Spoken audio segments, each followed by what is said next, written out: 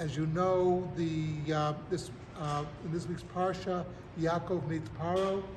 Yaakov gets permission to settle his family in Goshen. And the reason usually given is Yaakov and his family, they're shepherds.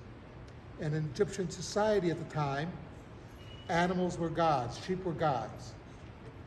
And therefore it would have been offensive to the Egyptians if the Jews settled in the middle of Egypt.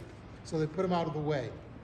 Yaakov agreed to this arrangement, not so much because of the problems of Egyptian society. It was a threat of Egyptian society to his family. Remember, there were only 70. And the Jews would, they weren't Jews yet, but his family would assimilate into Egyptian society, take on their mores. The Egyptians, Pharaoh looked at this, the Jews were a threat, not because they were shepherds, because what Yaakov was doing was totally antithetical to Egyptian society at the time.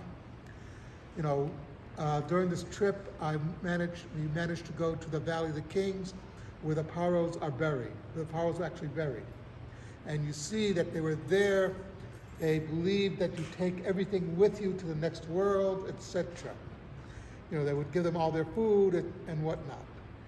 And in Yiddishkeit, we have an exact different view, is you go to the next world, but the only thing you take with you is your soul, your name, your deeds that you did here. All your worldly possessions don't go with you. As a friend of mine who was in the Chevra Kadisha said, he noticed there were no pockets and shrouds. Mm-hmm. You know, you can't take it with you in that sense. All you take is, what Hashem gave you is your neshama. And this was a threat to Egyptian society. What we call ethical monotheism was what Yaakov was about. Egyptians did not believe, even the one Egyptian Paro who was a monotheist was not an ethical monotheist. So it was a very interesting thing to be brought home, that the real reason that the Jews were in Goshen was not because they were afraid of what the Egyptians would do to them from a physical point of view, but from a spiritual point of view. And the Egyptians were also afraid of what the Jews would do to them. This small group would destroy their society from within because they would bring ideas that was antithetical to what they were about.